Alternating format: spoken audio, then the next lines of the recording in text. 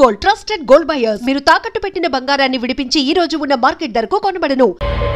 Sir ఇప్పుడు వచ్చిన SI constable నుంచి ఎస్ఐగా ప్రమోట్ అయ్యాడు సార్. సార్ మనం ఏం చేసినా చూస్తూ ఊరుకోవడానికి అతను మామూలుడు కాదు సార్.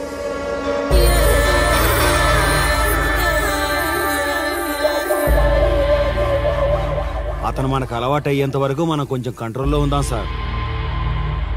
రేయ్, వార్నింగ్ ఇస్తున్నావా విషయం చెప్తున్నావా? సార్ మేమేం చెప్పినా మీ మంచి కోసమే సార్. దాన్ని తీసుకొచ్చేరా. మీరైనా చెప్పండి అమ్మా. పెళ్ళాంచేస్తే బాధపడ్డానికి, పోలీసోడంటే భయపడ్డానికి నా కొడుకు కామన్ మ్యాన్ కాదు, కాశీ చెప్పాడికి.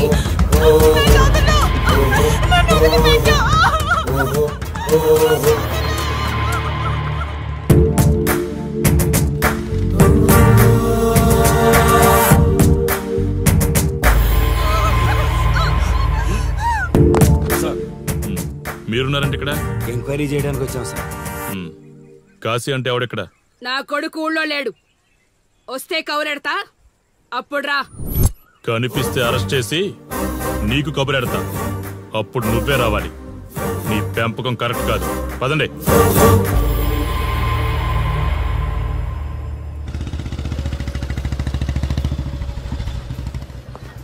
కాశీ ఎక్కడ? వస్తే స్టేషన్కి రమ్మని చెప్పు.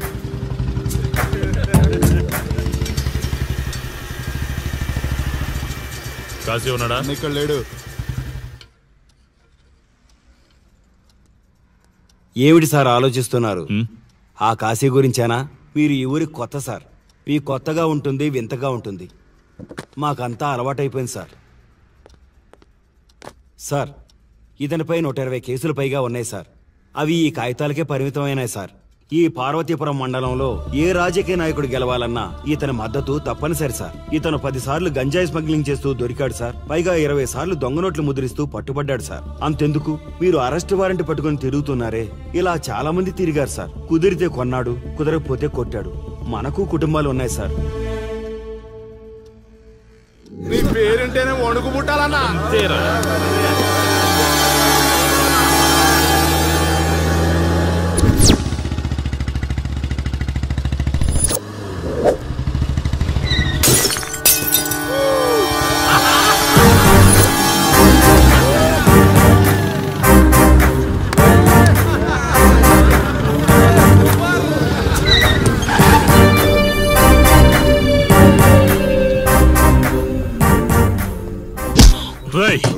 ఒళ్ళు బలిసిందా? రోడ్డు మీద తాగుతున్నావు?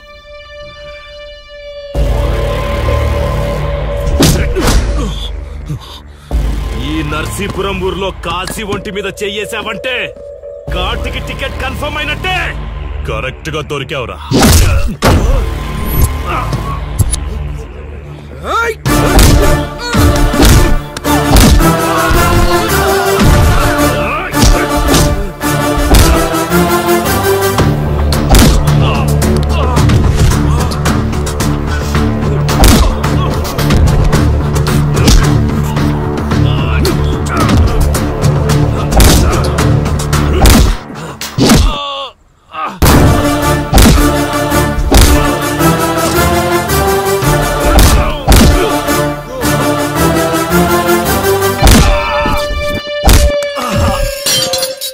సార్, మీరు చాలా రిస్క్ చేస్తున్నారు సార్. నేను డ్యూటీ చేస్తున్నాను. 3 రోజులు గవర్నమెంట్ హాలిడేస్. నేను వైజాగ్ వెళ్తున్నాను. కాశీ అంటే భయపడే వాళ్ళని ఇంటికెళ్ళి భజన చేసుకోమని చెప్పండి. తిరిగి వచ్చాక వాడిని కోర్టులో ప్రొడ్యూస్ చేస్తాను. వాడిని వదిలే ప్రసక్తే లేదు. నమస్తే సార్. ఎక్కడ మీ ఎస్ఐ? వద్దా? ఎందుకు వద్దన్నావు కాశీ? చెత్త నా కొడక, ఊర్లో కాశీని విధవం చేసి వదిలేద్దామనుకుంటున్నావా? కాశీ పేరు వింటేనే ఊళ్ళో ఉచ్చ పోసుకునేవాళ్ళు, కానీ ఇప్పుడు కాశీ ఫోటో కనిపిస్తే ఉచ్చ పోసేలా చేశాడు. ప్రాబ్లం నాది, పోయిన పరువు నాది. నేను చూసుకుంటాను పో.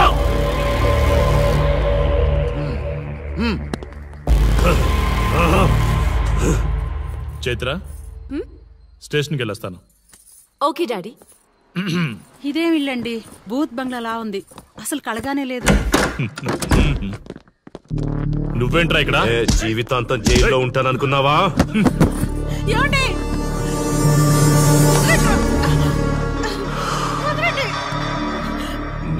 ఇంట్లో అసలు అందమే లేదురా. రేయ్, ఏంట్రా వాగుతున్నావు? డాడీ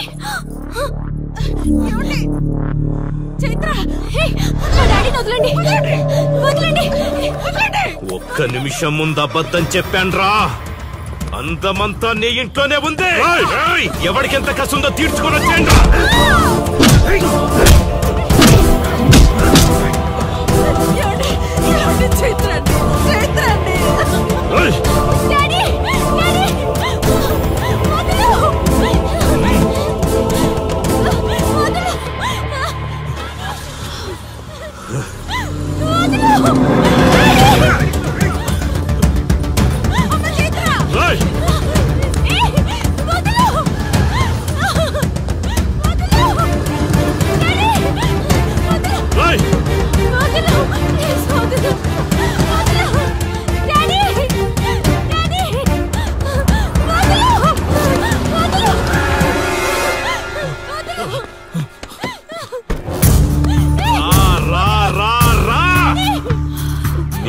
నువ్వు చేసుకో, తప్పు లేదు.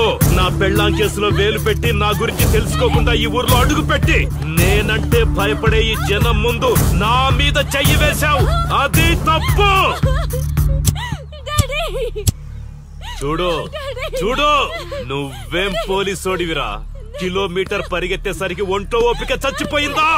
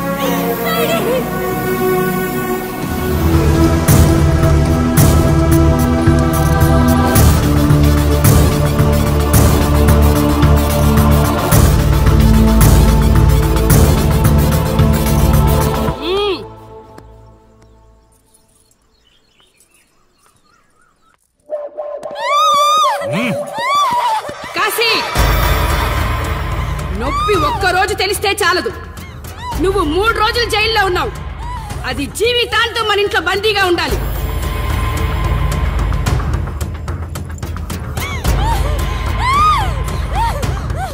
కట్ర తాళి.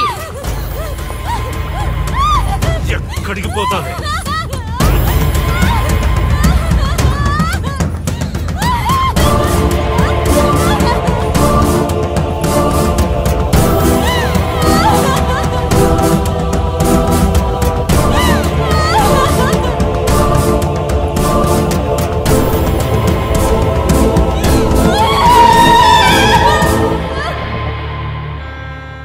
ఆ దుర్మార్గుడి నుండి తప్పించుకుని నా దగ్గరకు వచ్చింది.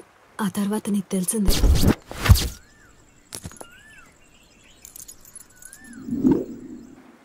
ఇంతకీ ఏ ఊరన్నావు? అదేదో పార్వతీపురం దగ్గర నర్సీపురం అటబా, అంతేనా? ఒరే శర్మ గారు, ప్రయాణానికి సిద్ధం చేయరా.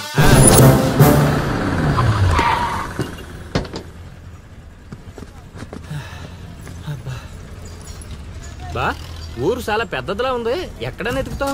రే శర్మ గారు, నడవడానికి కాళ్ళు, తిరగడానికి ఓపిక 2 ఉన్నాయి కదా. బా ఐసులా పోనే. పోసేసుకుంటున్నారు.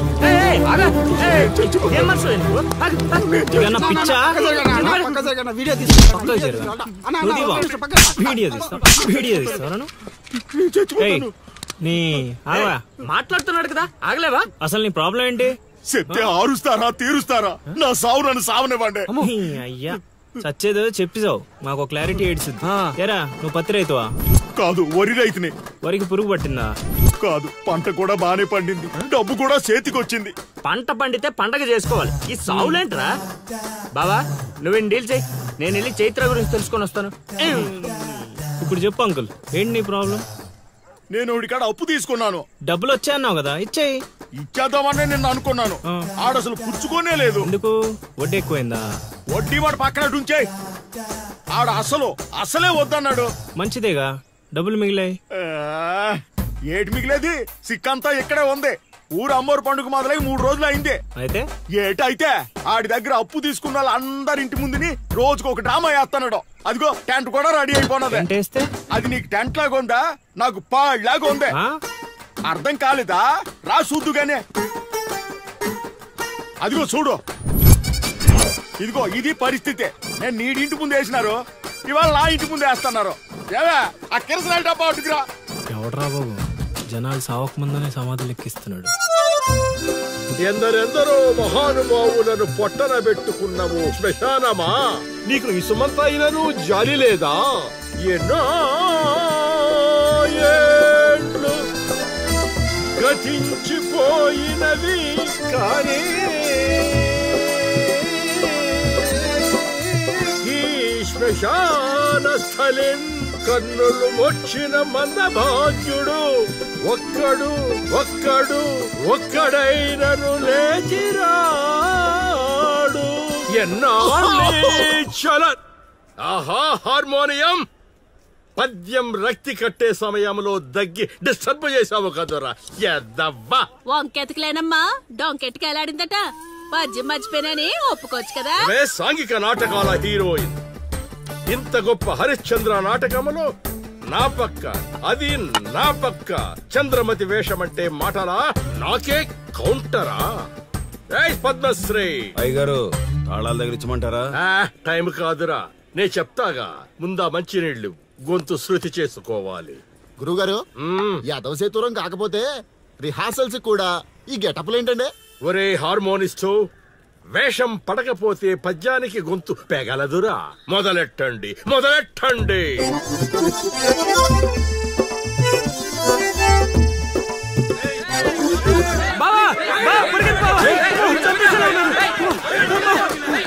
ఏం చేసావురా? నేనేం చేయలేదు బావా. ఈ ఊళ్ళో చైత్ర అనే అమ్మాయి ఉంది, మీకు తెలుసా అని అడిగా. అంతే, చైత్ర అంటే చిత్ర అని వినిపించిందట. దాని పిల్లవట బావా. అరే శర్మగా, నీ ఎంత పని చేశారా? చైత్రాన్ని చిత్ర అనుకుంటేనే 10 కిలోమీటర్లు పరిగెత్తించారు బావా. ఇంకా నయం, డైరెక్ట్ గా వెళ్ళా కాశీగాడిని అడగలేదు. కూర్చోబడిపోతుంది బావా. చైత్రాన్ని వెతికి రూట్ ఇది కాదురా. మరేంటో తమరే చెప్పండి బాబు.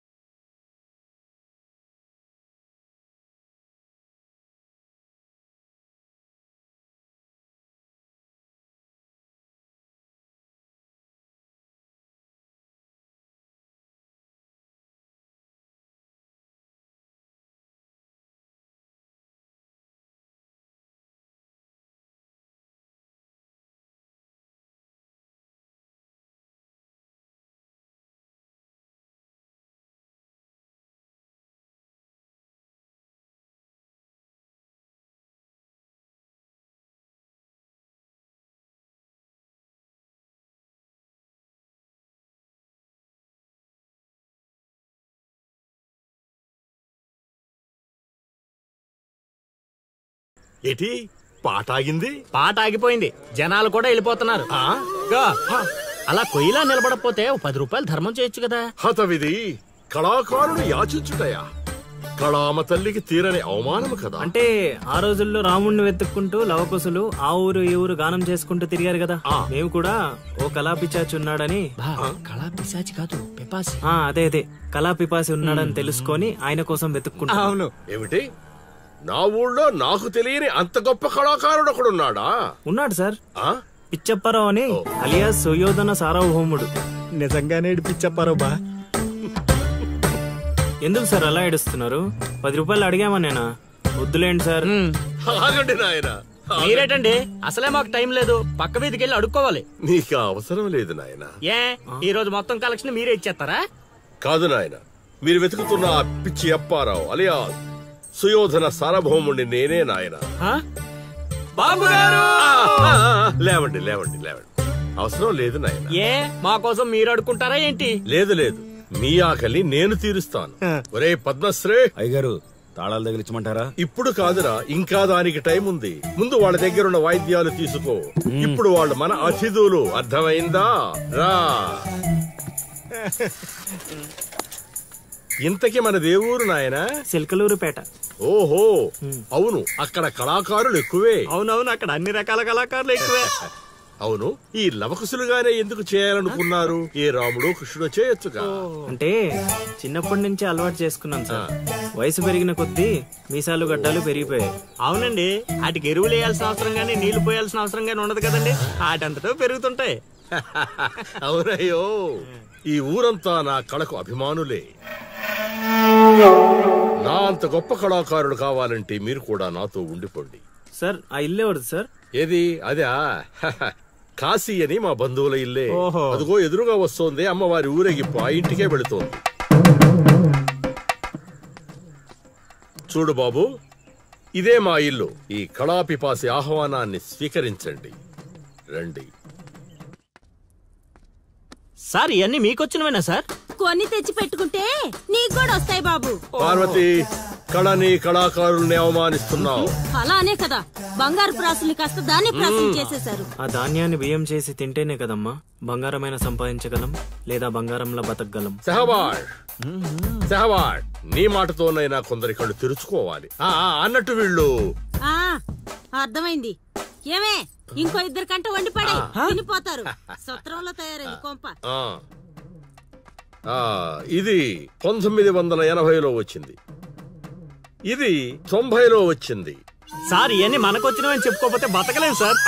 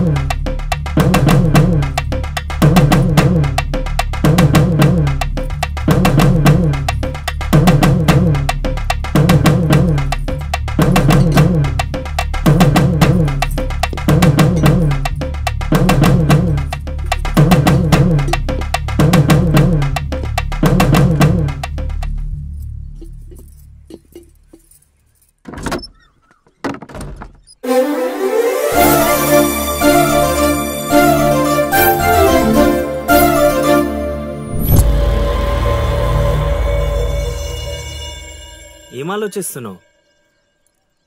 వెళ్ళిపోదాం పద ఇక్కడి నుంచి. ఎక్కడికి? మన ఊరికి. నాకే ఊరు లేదు. మా అమ్మ నాన్న చనిపోయి చాలా కాలమైంది. నేను ఒంటరి. అయినా నన్ను రమ్మడానికి నువ్వెవరు? అదేంటి అలా మాట్లాడుతున్నావు? నీకేమన్నా పిచ్చా? పద వెళ్దాం. ఒక్కసారి చెప్తే అర్థం కాదా? అయినా నీకు నాకు ఏంటి సంబంధం? ఏంటి సంబంధమా? ఒంటరి అన్నావు కదా, అదే ఒంటరిగా ఉన్నప్పుడు నీ మనసును అడుగు. నేను నిన్నెంత ప్రేమిస్తున్నానో నువ్వు నన్ను అంతే ప్రేమిస్తున్నావు అని అదే చెప్తుంది. నేను నీకు చెప్పానా? అయినా నువ్వే గాలికి తిరుగుతావు. ఎప్పుడు ఎలా ఉంటావో నీకే తెలీదు. అటువంటిది నిన్ను నమ్మి ఎలా రమ్మంటావు? అయినా వాడు నన్ను కొట్టుకుంటూ తీసుకొచ్చాడు. ఆ రోజు నువ్వు చూస్తూ ఉండిపోయావు. నిన్నేమనాలి? అదా నీ ప్రాబ్లం? ఈ మాత్రం కన్ఫర్మేషన్ చాలు నేను ఫిక్స్ అవడానికి. అయినా నేను ప్రేమించిన అమ్మాయికి పెళ్ళై ఉండాలని మా గురుగారు ఎప్పుడో చెప్పారు. ఆనందం వస్తే స్టెప్ లేకుండా ఏడ్చు కూర్చుంటారా? ఇప్పుడు చెప్తున్నా విను. తెలియకుండా తీసుకెళ్లిపోవడం, చెప్పకుండా లేపుకెళ్ళిపోవడం కష్టం కాదు, నాకిష్టం లేదు. తీసుకెళ్ళను లేపుకెళ్ళను అన్నానని నువ్వు దేనికి ఫిక్స్ అవ్వకు. ఎందుకంటే నా మాటకి నేనే ఫిక్స్ అవను. 24/7 ఎప్పుడైనా వస్తా. కొంచెం రెడీగా ఉండే.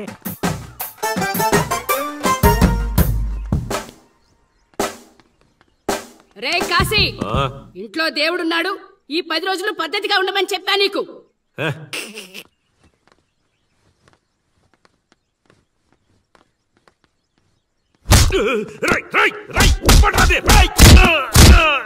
ఎవడ్రాది రై